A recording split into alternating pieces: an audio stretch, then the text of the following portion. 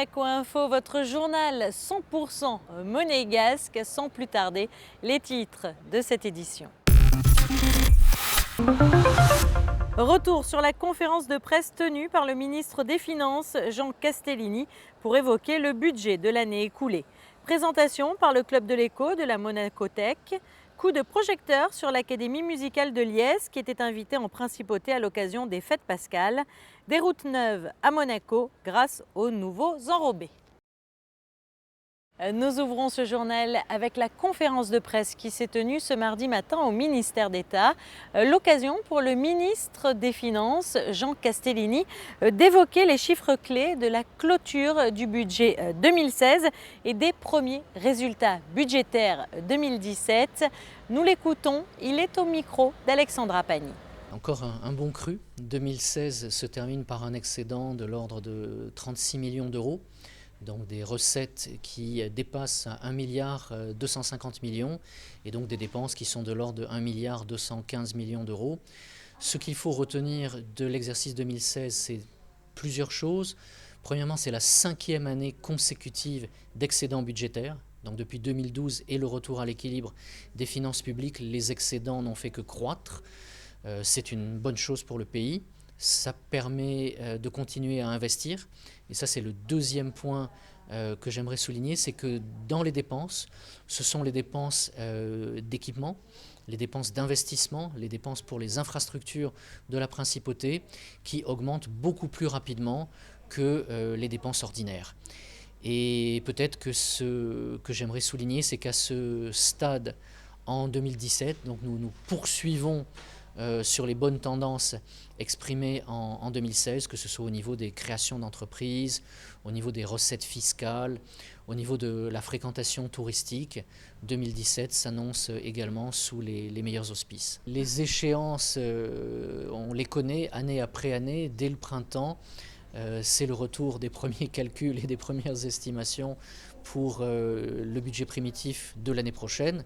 Donc c'est le budget qui traditionnellement est examiné au mois de novembre en séance privée et voté en séance publique au Conseil national au mois de décembre.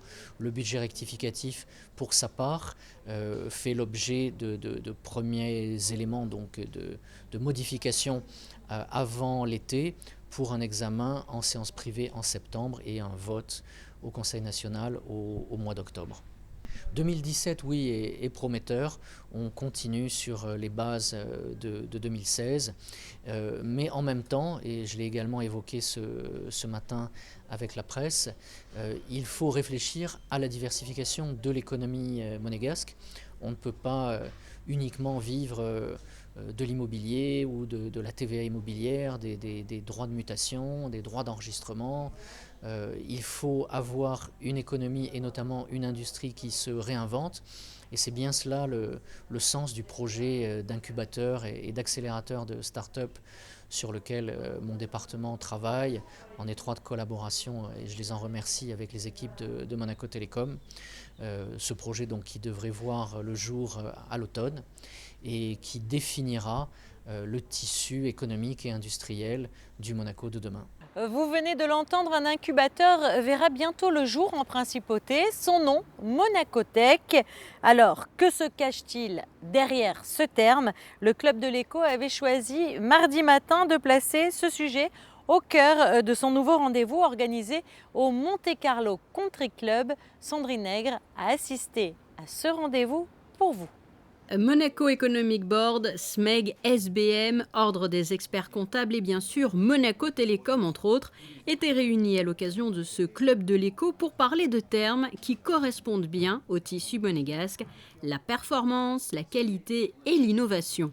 Exemple d'ailleurs qui illustre cette dernière thématique, Monacothèque, cet incubateur accélérateur de start-up à l'initiative du gouvernement princier, verra bientôt le jour.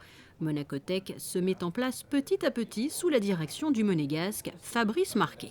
L'incubateur sera situé donc, adossé à Monaco Télécom, donc à Fontvieille. On aura une surface d'à peu près 800 mètres carrés. Et le but à terme, c'est de pouvoir accueillir une vingtaine de startups sur place. Donc là, on va ouvrir normalement l'automne de cette année. On va mettre en ligne le site à la fin du mois ou début du mois de mai et ouvrir le process de candidature. Et ce qu'on espère, c'est d'ici la fin de l'année, avoir entre 6 et 10 startups déjà, et puis monter en volume tranquillement jusqu'à atteindre ce chiffre de 20 startups. C'est vraiment construire cette image, renforcer cette image de capitale de l'innovation. Et aussi, le but, c'est de à la fois renouveler le tissu industriel de Monaco, vraiment rendre l'économie encore plus hétérogène et donc bâtir sur les succès de demain. Voilà. Et en fait, donc, le but de l'incubateur, c'est donc d'accompagner des startups dans leur phase de croissance. Mais après, le but surtout du gouvernement, c'est de garder et de pérenniser ces entreprises sortantes de l'incubateur à Monaco. Monaco Télécom est bien évidemment impliqué et Xavier Niel à travers son incubateur Station F aussi. Monaco Télécom qui poursuit d'ailleurs ses objectifs en développant sans cesse sa couverture. Pour cela, un partenariat, par exemple, vu le jour avec les taxis monégasques, représentés ici par Jérémy Bottin, président de l'association des exploitants de taxis.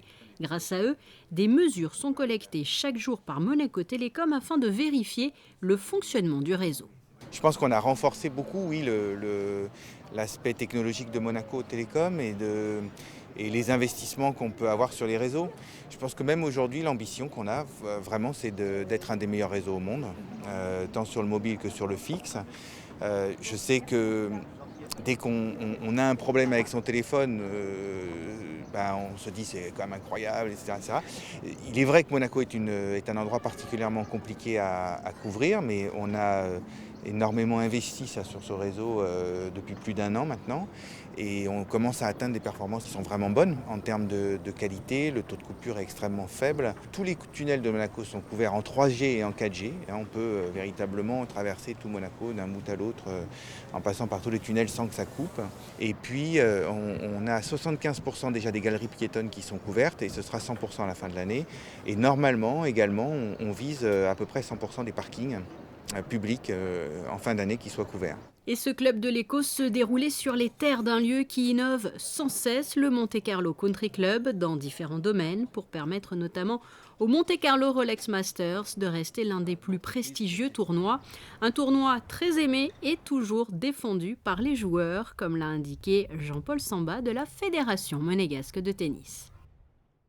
Vous avez célébré ce week-end les fêtes pascales, l'occasion de vivre avec vos proches les célébrations qui étaient organisées en principauté. La chorale de Liesse était invitée à Monaco pour participer à plusieurs offices. Nous sommes partis à la rencontre de cette chorale. Regardez plutôt ce reportage. Cette année, le diocèse a accueilli l'Académie musicale de Liesse pour les offices du Te Deum pascal. 47 jeunes chanteurs qui ont embelli de leur voix les célébrations de la cathédrale.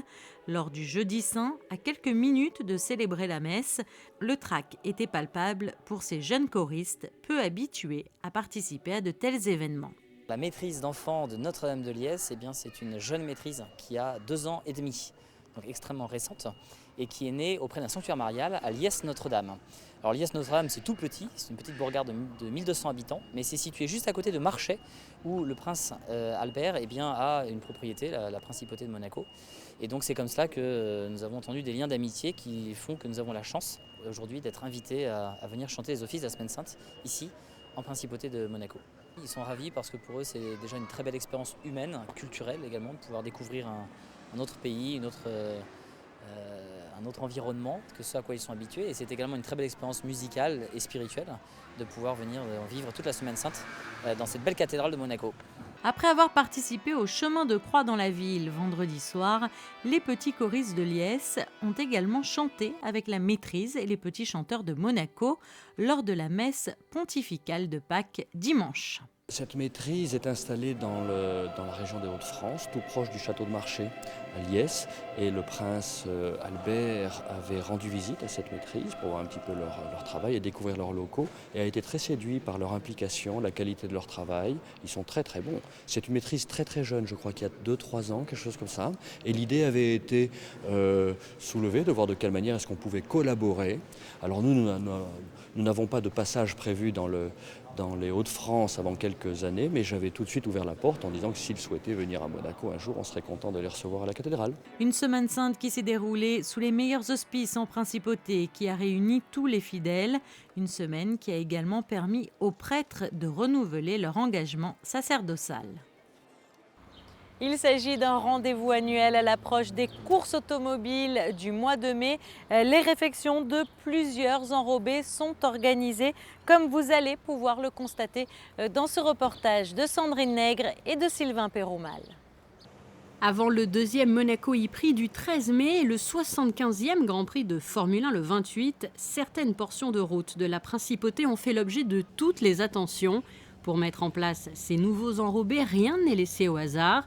Le travail est minutieux, organisé, afin de répondre à un objectif, celui d'offrir une surface plus lisse, sans bosse et plus performante. Chaque année, on fait une partie du circuit qui est l'équivalent d'un tiers de la distance de la piste.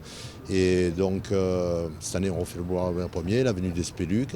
Et en plus, cette année, il y a 2 chantiers qui se sont greffés dessus. Le boulevard Louis II, parce qu'il y a eu des travaux pour d'autres chantiers, et la route de la piscine, droit le chantier de la Darse Nord, pour refaire la piste qui a été un peu dégradée suite au chantier. Pour vous donner un ordre d'idée, la piste fait 3 km 340, ce qui est un équivalent en surface de 35 000 m². Et là, cette année, sur la partie Albert Ier et Spélux, c'est à peu près 12 000 m², ce qui correspond à un tiers de la surface de la piste.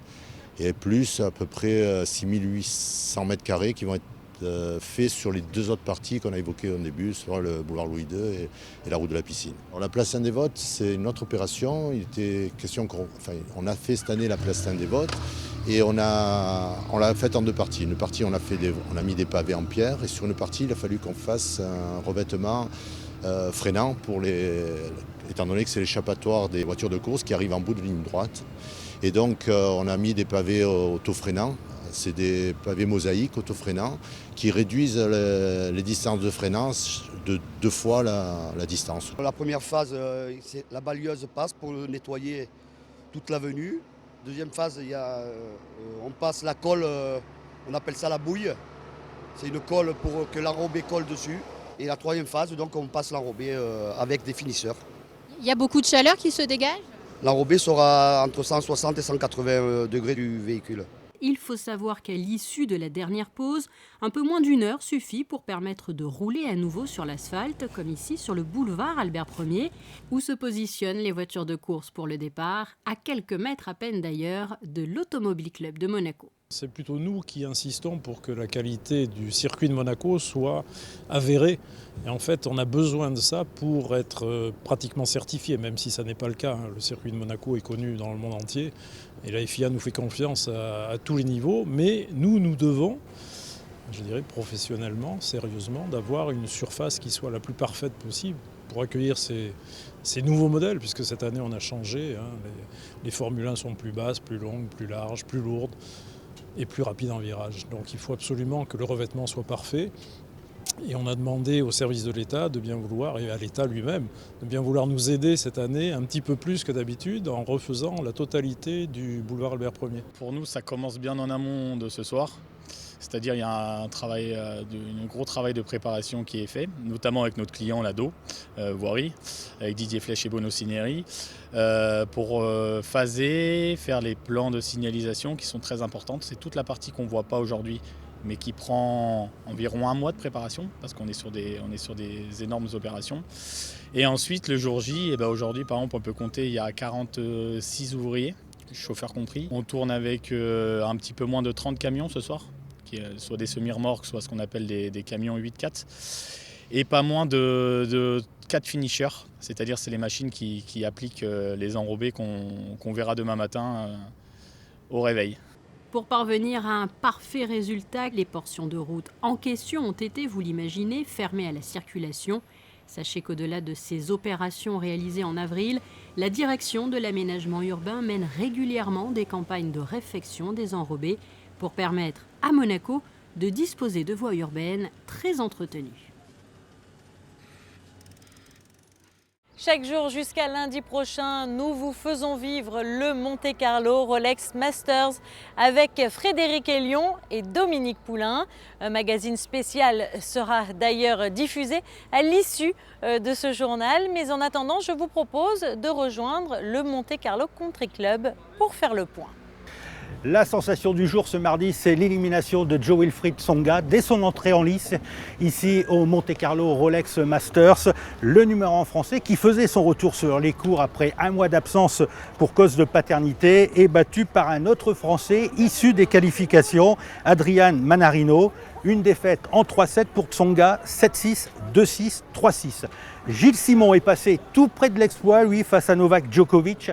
Le Serbe s'est fait quelques frayeurs sur le cours Renier 3. Il lui a fallu 3-7 pour venir à bout du Niçois. Le score, 6-3, 3-6, 7-5.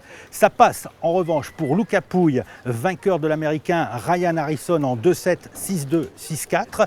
Autre Français qualifié, Jérémy Chardy, tombeur du Croate Borna Koric en 3-7, 7-6, 3-6, 6-3. Élimination en revanche de Benoît Paire, battu par l'Allemand Tomias en 2-7, 2-6, 3-6, et de Nicolas Mahut, sorti par le Russe Kachanov en 2-7, 2-6, 4-6.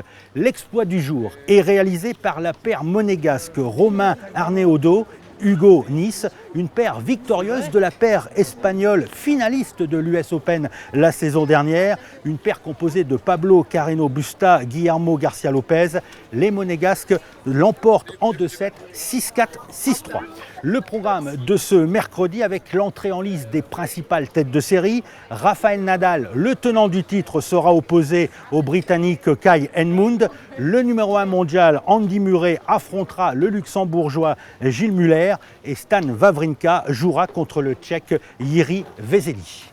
Et si le Monte-Carlo Rolex Masters nous fait vivre de beaux moments, le temps, comme le tennis, sera-t-il lui aussi de la partie? C'est ce que nous allons voir tout de suite avec la météo. Mercredi, de nombreux nuages accompagnés de temps à autre de belles apparitions ensoleillées. Le vent pourra souffler par moments assez fortement. Les températures seront peu élevées. Jeudi, un temps assez ensoleillé dans l'ensemble, nettement rafraîchi dans la matinée, plus clément dans l'après-midi. De vendredi à dimanche, le beau temps prédominera et le climat sera de plus en plus doux les jours passants. À suivre, comme promis, votre magazine spécial consacré au Monte-Carlo Rolex Masters, suivi des sorties cinéma de la semaine. À bientôt.